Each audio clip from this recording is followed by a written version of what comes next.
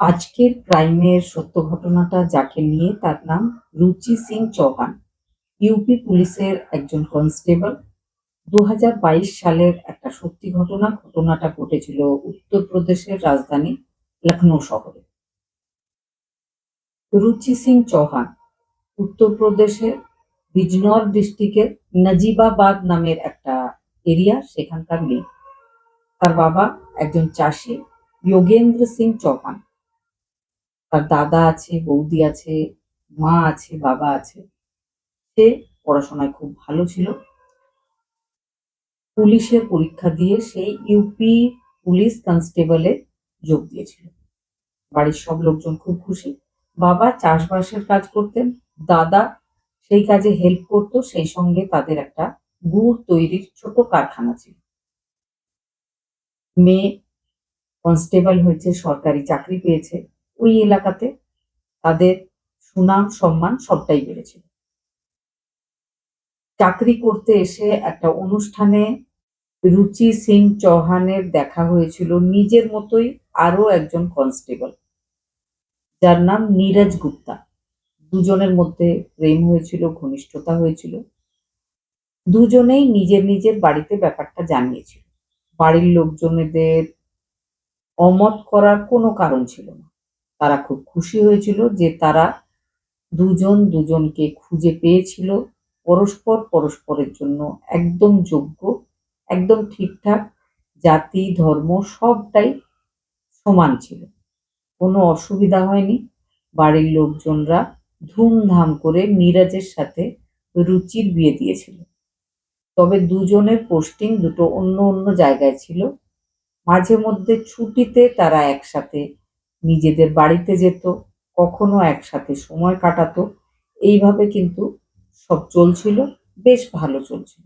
হঠাৎ করে কিছু সময় পরে সোশ্যাল মিডিয়াতে, ফেসবুকে একটা ফ্রেন্ড রিকোয়েস্ট এসেছিল আননোন কোনো মানুষের রুচি সিং চৌহানের কাছে।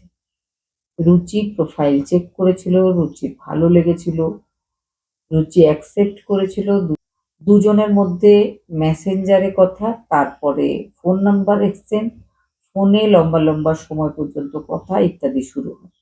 এবার বলি কার সাথে কথা শুরু হয়েছিল। রুচির, যার সাথে কথা শুরু হয়েছিল সে, রুচির যেখানে পোস্টিং লখনৌ থেকে প্রায় ৩ ঘন্টা মতো গাড়িতে দূরত্ব এমন একটা জায়গার নাম প্রতাপগড়। সেখানকার সেও একজন সরকারি কর্মচারী, তহসিলদার সে। তার সাথে একটা অবৈধ প্রেমের সম্পর্ক শুরু হয়েছিল।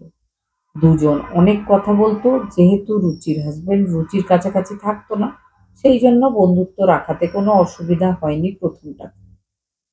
পরবর্তীকালে রুচির হাজবেন্ড চেষ্টা করছিল যে রুচি যেখানে আছে পোস্টেড, সেখানে সে নিজের পোস্টিংটা করবে। কিন্তু এই ব্যাপারে রুচি তেমনভাবে গুরুত্ব দিচ্ছিল না। হাজবেন্ডকে বলছিল কোনো দরকার নেই এইভাবে ট্রান্সফার করে এখানে আসার, সব ঠিকঠাকই তো আছে। এই ব্যাপারটা হাজবেন্ডের মনে একটা সন্দেহ তৈরি করেছিল। তারপরে সে নিজের স্ত্রীর প্রতি খোঁজ রাখতে শুরু করে, তার সোশ্যাল মিডিয়ার অ্যাক্টিভিটি গুলো লক্ষ্য করতে শুরু করে। তার সন্দেহ বাড়ে। তারপরে একটা সময় সে প্রমাণ পেয়েছিল তার স্ত্রী অন্য আরো একজন মানুষ, যার নাম পদ্মেশ শ্রীবাস্তব, তার সাথে কথা বলে। ঘন্টার পর ঘন্টা তাদের কথা চলে, প্রতিদিন কথা হয়। এই ব্যাপারটা জানার পরে হাজবেন্ড রোজ ঝগড়া ঝামেলা ইত্যাদি শুরু করে। এই ব্যাপারটা রুচি গিয়ে নিজের নতুন বয়ফ্রেন্ড পদ্মেশকে জানায়। পদ্মেশ এবার রুচিকে নানা রকম বুদ্ধি দেয় যে হাজবেন্ডের কাছে ডিভোর্স নিয়ে নাও, এইভাবে তো চলতে পারে না, আমি আর তুমি বিয়ে করবো কিভাবে যদি তুমি সেই পুরনো সম্পর্কতে আটকে থাকো। রুচিও দেখে যে ঠিকই বলছে। এবার রুচির বয়ফ্রেন্ড পদ্মেশ তাকে শিখিয়েছিল যে হাজবেন্ডকে গিয়ে বলো, যদি চুপচাপ ডিভোর্স করে দেয় খুব ভালো কথা, যদি না করতে চায় তাহলে কিন্তু তুমি তার উপরে ডাউরির জন্য কেস আর ডোমেস্টিক ভায়োলেন্সের কেস করবে। আর তোমার হাজবেন্ডকে বলো, যদি তুমি কেস করো তাহলে কিন্তু তার এই সরকারি চাকরি সেটা কিন্তু চলে যাবে। এই ব্যাপারটা রুচি নিজের হাজবেন্ড নীরজকে বলে ঝগড়ার সময়। নীরজেরও এবার মনে হয়েছিল যে তার স্ত্রী একদম ঠিক বলছে, এইভাবে জোর করে কোনো সম্পর্ক রাখা তার উচিত না।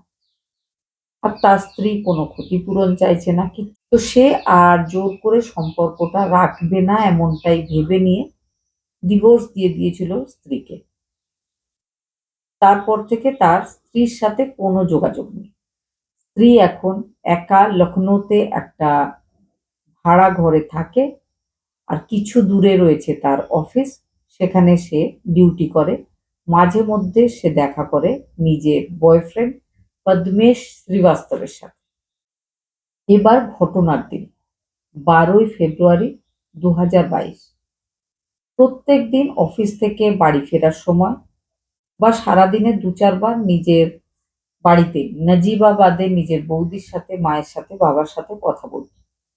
12ই ফেব্রুয়ারি 2022 শনিবার সন্ধেবেলায় রুচি সিং চৌহান অফিস থেকে বাড়ি ফিরছিল।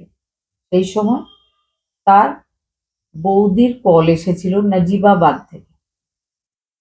রুচি কল রিসিভ করেছিল, করে বলেছিল সে এখন ক্যাবে আছে, বাড়ি ফিরছে, বাড়ি ফিরে সে কল করবে।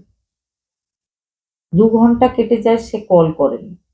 তার বৌদি মনে মনে ভেবেছিল হয়তো রুচি রান্না করছে, ব্যস্ত হয়ে গেছে, তাই কল করেনি। তো তিনি আবার রাত্রেবেলায় 9:30টার সময় কল করেছিলেন। কল রিসিভ হয়নি, কিন্তু রিং হচ্ছিল।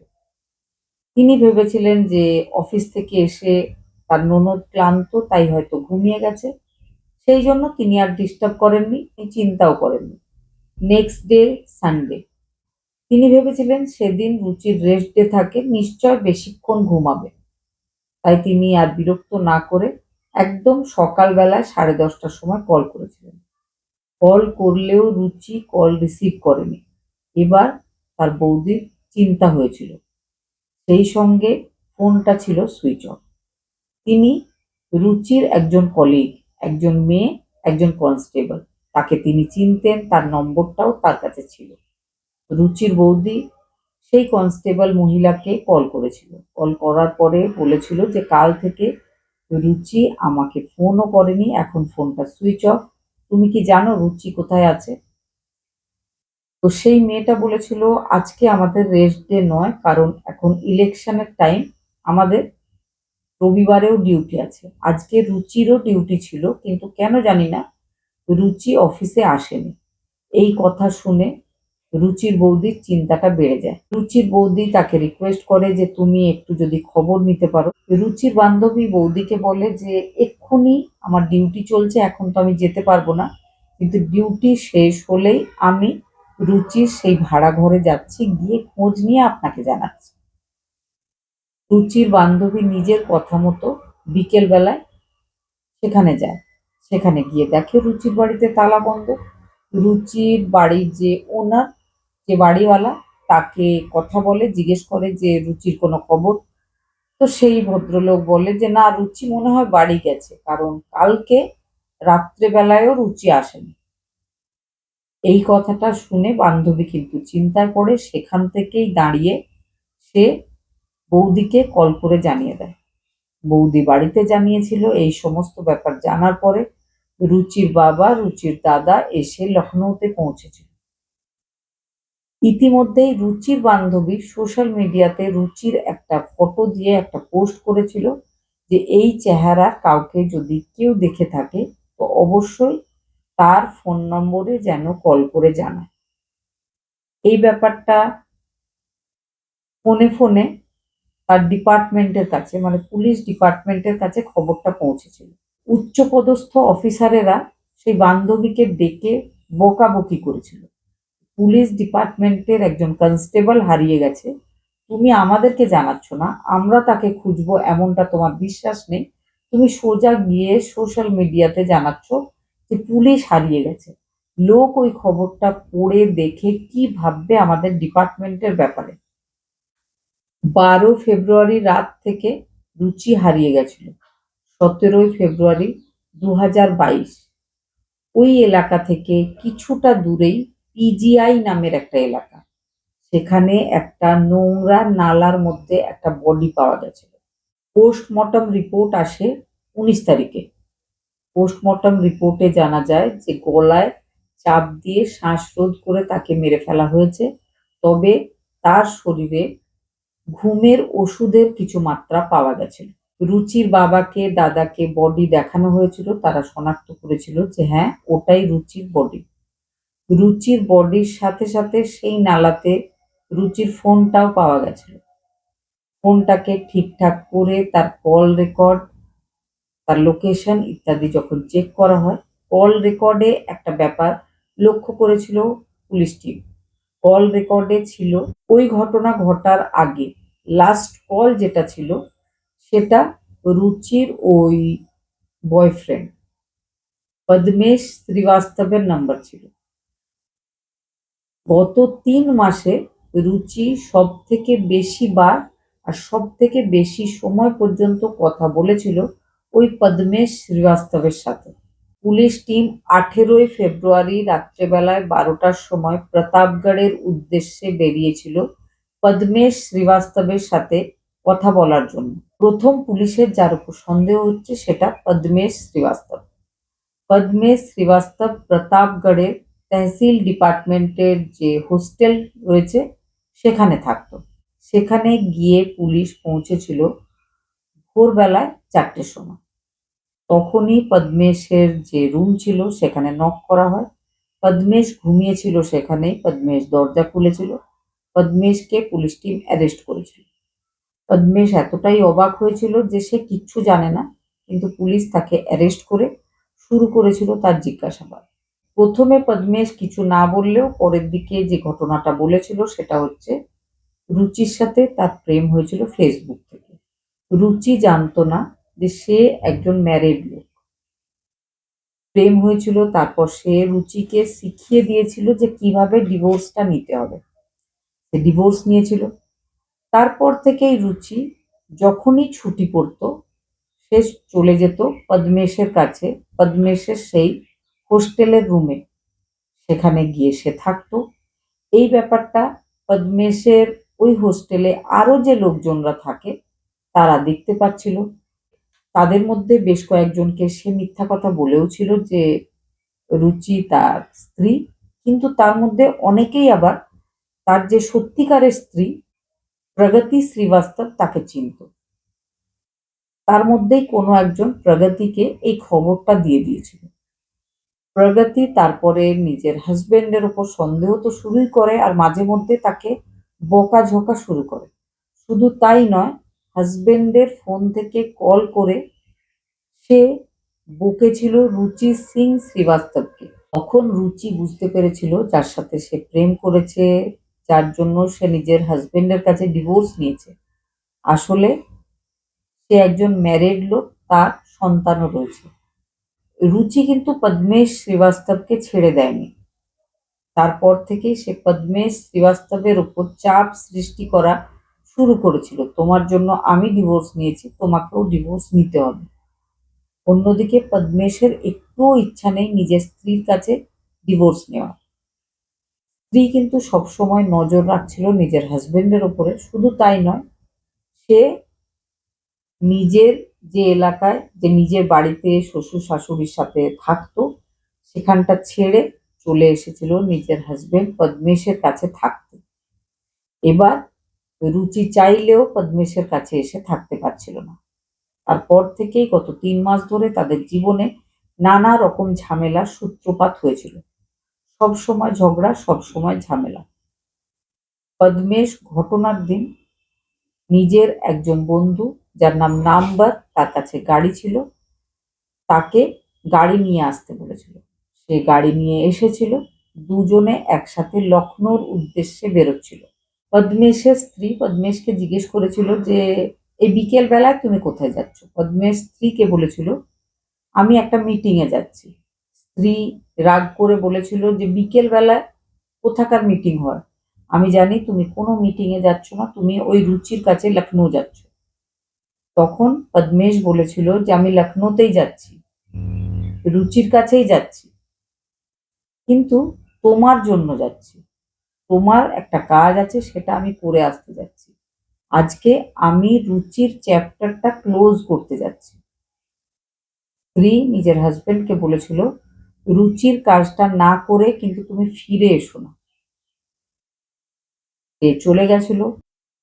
চলে যাওয়ার পর রুচিকে কল করেছিল, রুচিকে কল করে বলেছিল যে খুব একটা ভালো খবর আছে, আমি আমার স্ত্রীর সাথে ডিভোর্সের কথা বলে নিয়েছি, খুব শিগগিরই আমাদের ডিভোর্স হয়ে যাবে, মে জুন মাস নাগাদ তোমার আর আমার বিয়েটাও হয়ে যাবে। তুমি এসো, আমি লখনৌ এসেছি, বিয়ের ব্যাপারে কিছু ডিসকাস করতে হবে। রুচি নিজের ডিউটি শেষ করার পরে তার বয়ফ্রেন্ড তাকে যেখানে ডেকেছিল সেখানে গিয়ে পৌঁছায়, বয়ফ্রেন্ডের গাড়িতে উঠে বসে। নাম্বার গাড়ি চালাচ্ছিল, তারা দুজন পেছনে বসেছিল। কিছুটা দূর যাওয়ার পরে রুচি আর রুচির বয়ফ্রেন্ড খুব ভালো ভালো গল্প করছিল, বিয়ে কবে হবে, কিভাবে হবে, ডিভোর্সটা কতদূর এগিয়েছে, এই সমস্ত কথা হচ্ছে। নাম্বার গাড়ি দাঁড় করিয়ে নিচে নামে, 2 কাপ চা নিয়ে আসে, একটা রুচিকে, একটা রুচির বয়ফ্রেন্ড পদ্মেশ শ্রীবাস্তবকে দেওয়া হয়। দুজনে চা খেয়েছিল গল্প করতে করতে। রুচি সেই চা খাওয়ার কিছুক্ষণের মধ্যেই ঘুমিয়ে পড়ে। ঘুমের ওষুধ দেওয়া ছিল তার মধ্যে। আরো কিছুটা এগিয়ে যাওয়ার পর একদম নির্জন একটা জায়গায় তার গলা চেপে তাকে মেরে ফেলা হয়। তারপরে সেই নোংরা নালায় ফেলে দেওয়া হয়। ফেলার পরে বয়ফ্রেন্ড আর তার বন্ধু দুজনে আবারও নিজেদের জায়গা প্রতাপগড় গিয়ে পৌঁছেছিল। সমস্ত ব্যাপারটা পুলিশ জানতে পারে। জানতে পারার পর এই ঘটনার মূল অভিযুক্ত পদ্মেশের সাথে আরো দুজনকে অ্যারেস্ট করা হয়েছিল। একজন পদ্মেশের স্ত্রী, অন্যজন পদ্মেশের বন্ধু নাম্বার। বর্তমানে তিনজনেই লখনৌর জেলে বন্ধ রয়েছে। কারণ পদ্মেশ আর নাম্বার পুলিশ টিমকে জানিয়েছে, ওই যে মহিলা প্রগতি শ্রীবাস্তব, সে সবসময় নিজের হাজবেন্ডকে বলেছে যে কোনোভাবে রুচিকে পৃথিবী থেকে সরিয়ে দিতে হবে, আর সেটাই পদ্মেশ শ্রীবাস্তব করেছিল। আজকে আমার একটা ছোট্ট রিকোয়েস্ট আছে, ঘটনাটা শোনার পরে আপনারা কে কোথায় থেকে আমার এই সত্য ঘটনাটা শুনছেন, নিজের জায়গার নামটা কমেন্টে লেখার চেষ্টা করবেন। আমিও দেখতে চাই আমার এই ছোট্ট চ্যানেলের শ্রোতা কারা কারা। খুব ভালো থাকবেন, সুস্থ থাকবেন সবাই।